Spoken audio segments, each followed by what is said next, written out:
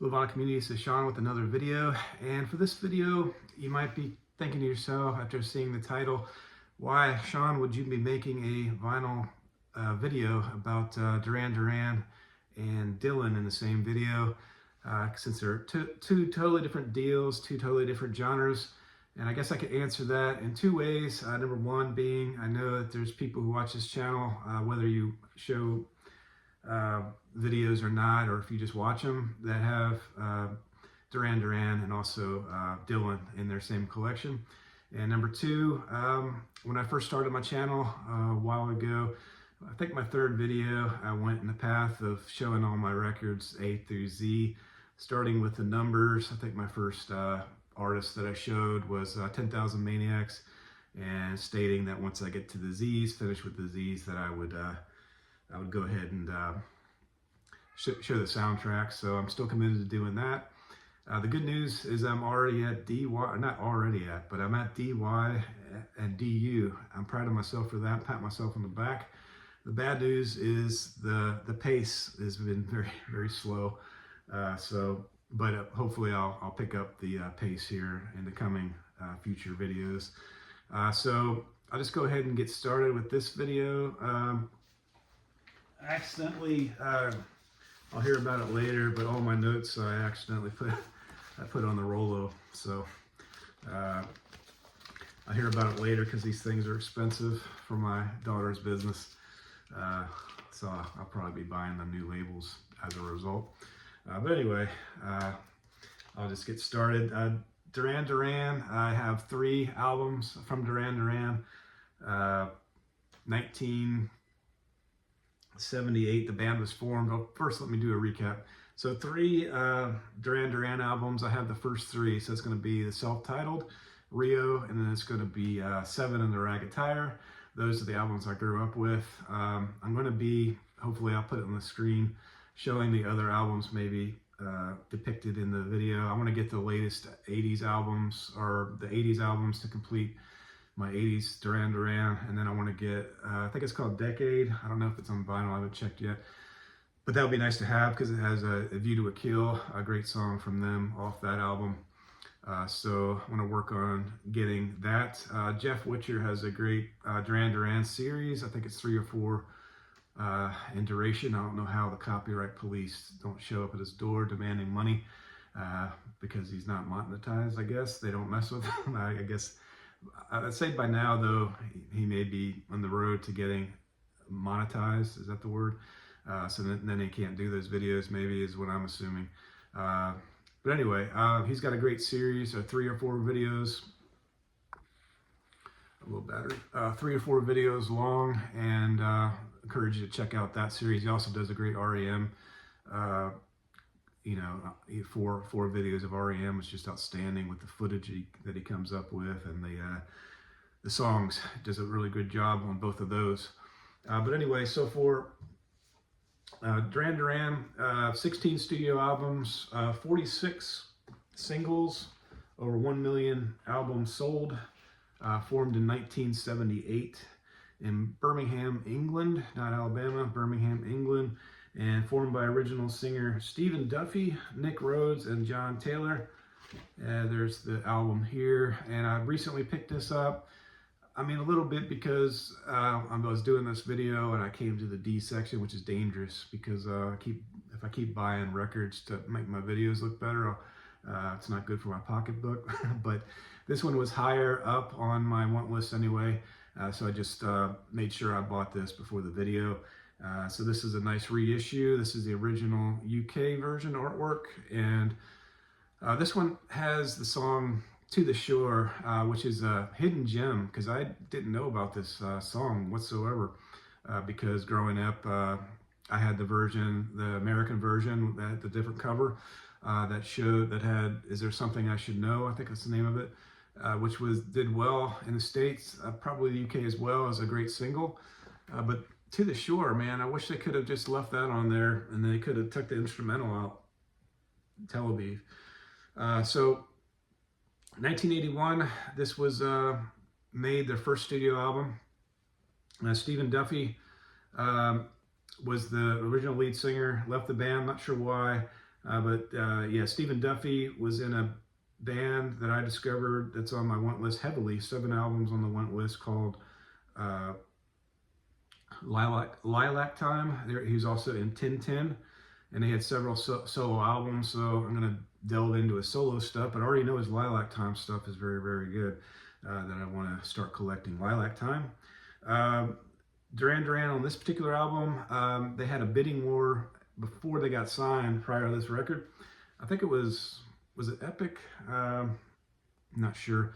And another record company, Polygram maybe, was a bidding war because these guys sold out all their UK shows before they got a record contract. Very popular in the UK in the 79 period, 78, 79 period, 1980 period. So there's a kind of a bidding war to sign the band. And this album here, Simon Le Bon struggled in the studio to have a, with his voice, he struggled conveying that confidently in the studio. They wanted to replace him.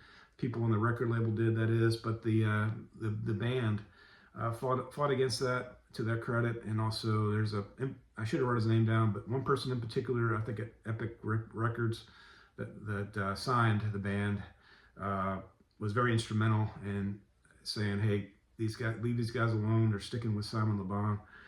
So for this particular album, synth pop all the way. One of the better synth pop albums out there. Planet Earth, anyone out there, Night Boat, Sounds of Thunder, Friends of Mine, all excellent songs off this one. There's really not a bad song amongst the whole entire album, which makes it a high scoring album for me personally. The weakest is the instrumental, Tel Aviv, but it's not a bad instrumental. And then also my least favorite is not the title track, Girls on Film. To be honest with you, that's always been one of my least favorite Duran Duran songs that was a single. The other single off this one, Careless Memories, and also Planet Earth, which is a great song. Planet Earth was the 3 singles off this one. So that's Duran Duran, self-titled, 1981. And this, like I said, it's a reissue. I don't know what type of artwork this is. Small picture of the band right there. And some artsy stuff, I guess, there. All right. And then the next album, Duran Duran Rio, 1982. 1982. All songs fully arranged by the band before they even went in the studio. Both Duran Duran self-titled and Duran Duran Rio were recorded in the UK in the AIR studio, or I don't know if I'm supposed to say AIR studio, I'm not sure. But at the same time they were recording this particular album, Paul McCartney was next door recording Tug of War. They corresponded quite a bit because they were making the albums at the same time. And McCartney provided, or at least heard the album. I'm not sure if he provided input or anything like that, but I know he heard the album before it was released to the public. So this particular album, like I said, all songs were pretty much, how do they say it? Fully arranged, whatever that means. I guess they had pretty much the songs all put together. They just had to put it on tape. And except for the chauffeur, they added at the last minute. They conceptualized it while in studio. They added it as the final song on the LP. And the giggle in the beginning of the Hungry Like the Wolf song, which is one of the main singles off this one, was Nick Rhodes' girlfriend. Nick Rhodes, one of the best keyboard players out there in the history of music. I mean, the chauffeur is a 10 out of 10 song for me off this one, along with Save a Prayer, the last 2 songs in the album. Just epic. 10 out of 10 for me. And of course, it's got the Rio song, Lonely in Your Nightmare, great, very excellent song. Hungry Like the Wolf, Hold Back the Rain, very strong off this LP. Weaker, in my opinion, are My Own Way, New Religion, Last Chance on the Stairway. So it's Duran Duran, 1982, Rio. And so this is the original sleeve that came with it. It has a good picture of the band right there, off Rio. All right, next album, Duran Duran, Seven and the Ragged Tiger. And I thought all these years this was my favorite Duran Duran album. It's got some of my favorite songs. I mean, side A, it starts with the Reflex, New Moon on Monday. And then also in side B, it's got Union of the Snake. Three of the better songs out there in their catalog. Definitely all of those were singles, did quite well in the States. The Union of the Snake, the way that song opens, the opening riff is classic. New Moon on Monday, Reflex to a lesser extent like New Moon on Monday, and Union of the Snake a little bit better, but just three great songs off this one. But unfortunately for this record here, and when I ranked them, I ranked a lot of these, didn't do it for me. I Take the Dice and Crime of Passion I would rank as a 5 out of 10, not even in the good range, more in the fair or okay range, which was surprising that that's the way I always thought about them. But it just, we're playing these records over again and doing my ratings. It really brought the whole album down. And then 5 out of the 9 were ranked not so good. The other songs off this album, the masterpiece on this one for me is the last song, similar to the next, to the Rio one that I showed, which the last song is The Chauffeur. Seventh Stranger is a great last song on this one. Just ranked every bit as high almost as The Chauffeur, just a tick below it, a 9 out of 10 for me. Just my favorite song off this one. So this album was marred, I read, in turmoil. They didn't record it in the UK due to tax reasons. I got some flack for that. They recorded it in France and Australia, and their work ethic was poor on this one. I read that they came into the studio stumbling in at 4 p.m. Local time, and then they left at 18:30 or 6:30 p.m. They left the studio. Andy Taylor had cocaine issues pretty bad during that time. So they had to come up with everything in the studio, and with that kind of schedule where they didn't record that often, it's no surprise the results weren't nearly as good as the Rio and the Duran Duran as far as how I feel the album sounds. And then all three of the albums were very successful. Rio and this one here got killed by the critics when they came out, mostly because of Simon Le Bon's lyrics. They thought his lyrics were awful and not good at all. And one critic said that he's surprised that a band would put their lyrics, because they're so embarrassing, on the sleeve. They should just kind of let them put pictures instead or something. But it's pretty brutal. But Trouser Press and also Philadelphia Inquirer gave this a good review. About the only ones, though, as far as from what I've read, like 9 or 10 other publications pretty much killed this album when it came out. Now, subsequent reviews, like in more modern times, were very favorable to Rio, and also favorable to Seven and the Ragged Tiger. So that's all I'll say about Seven and the Ragged Tiger. And inner sleeve just has the lyrics, the aforementioned bad lyrics that people say Simon Le Bon has. I have no opinion of it. There's certain artists where I take a lot out of lyrics, but Duran Duran's never been one of them. So to me, they're fine. So, all right. And on the Dylan records, like I say, I had 28. So I'm just, picking these based on how they are in my rack. So this happened to be the first one in my rack, and I have no rhyme or reason. I just have the Dylans together. And this first one that I'll pick is Shadows in the Night, 2015. It came out, his 36th studio album. I think Mark Morris showed this one because I remember pulling him out the CD, which I'll show here in a second. But this is traditional pop standards made famous by Sinatra. 10 ballads recorded by Sinatra in the late 50s and early 60s. And thematic album that explored emotions of separation and heartache. So that's a recap of this album.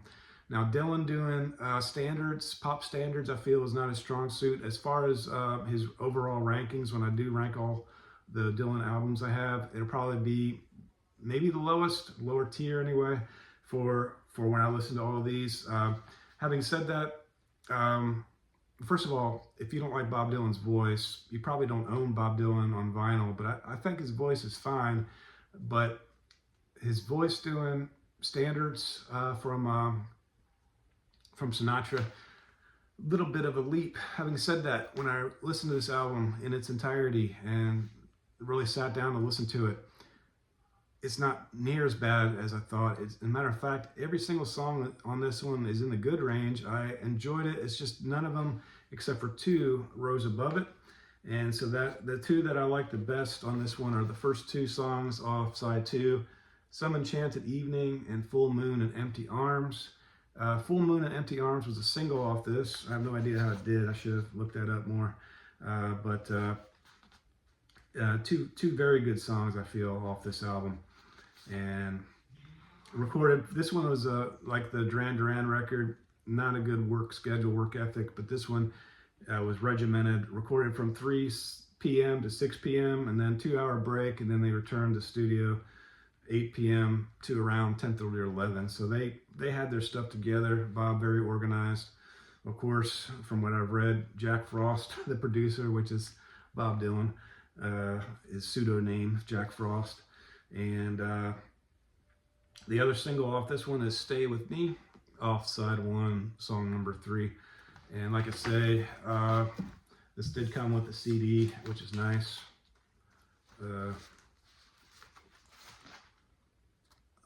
Glare there. And the actual wax is the same label as the CD.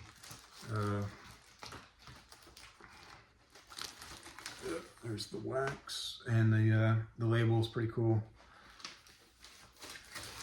And all right, and the original inner sleeve is just not much to it, but it's got a nice purplish color.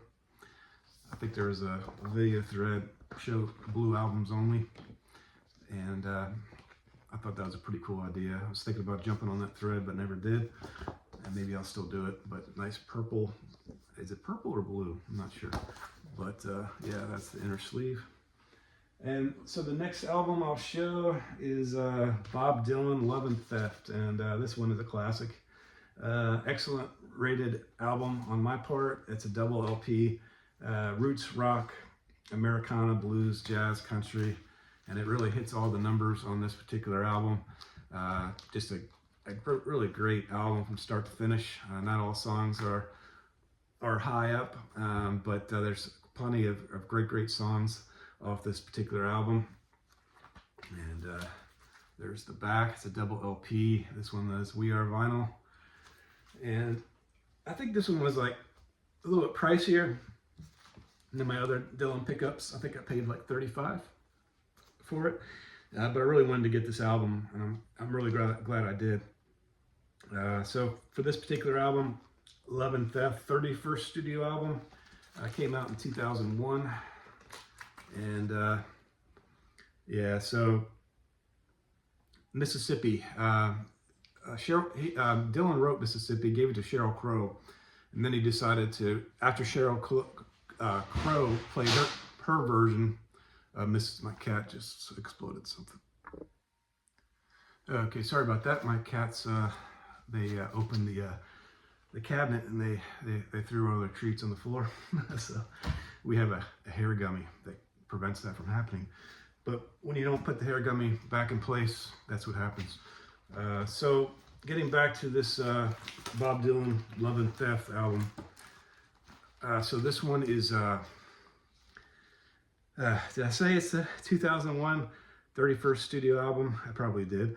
But anyway, Mississippi, Sheryl Crow originally sang Mississippi with the Bob Dylan lyrics. Her version was in the Globe Sessions, released in 1998.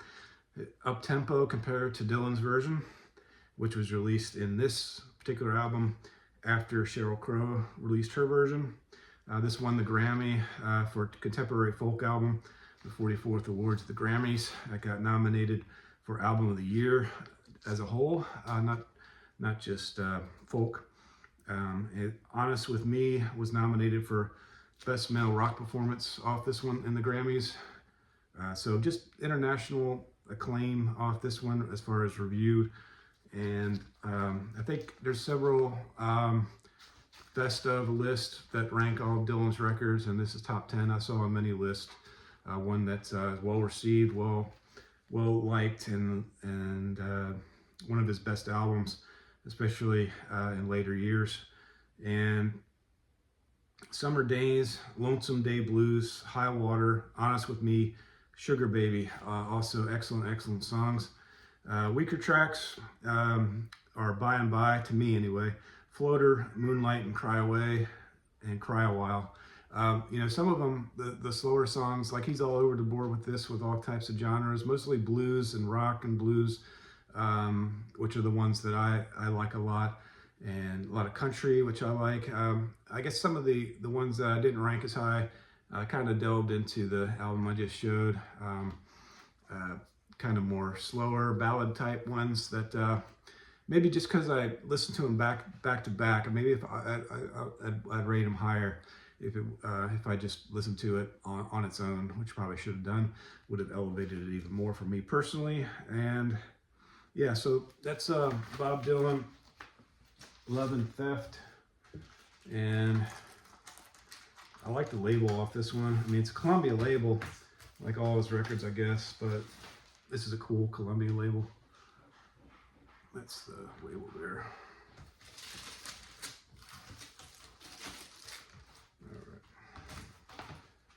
All right, and then the last one you see in the background, one of his, I think his fourth album as an artist. I think this is his last folk album.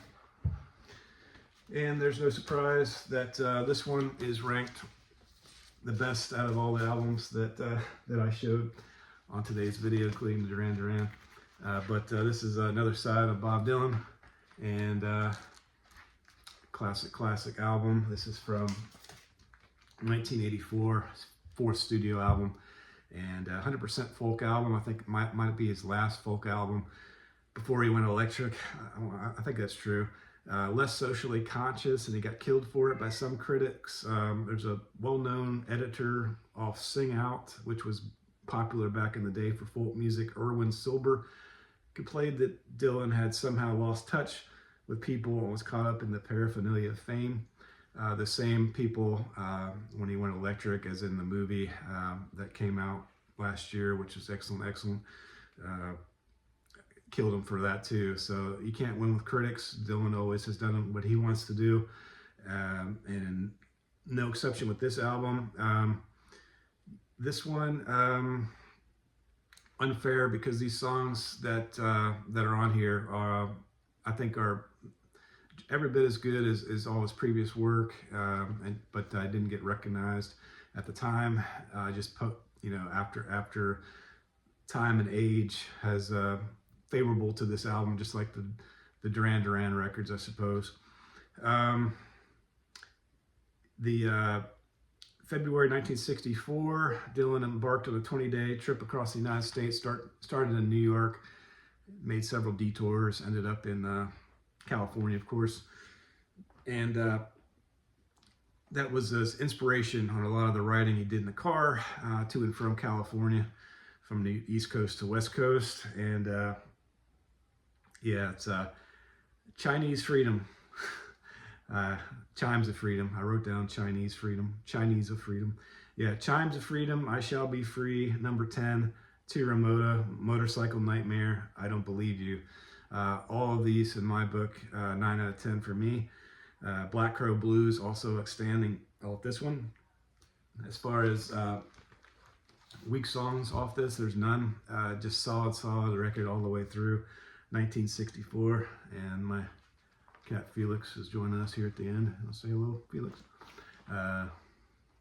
Look at the camera, Felix. Nah. All right, so yeah, that's the end of the video. Felix, you kept a good, you showed yourself just in time.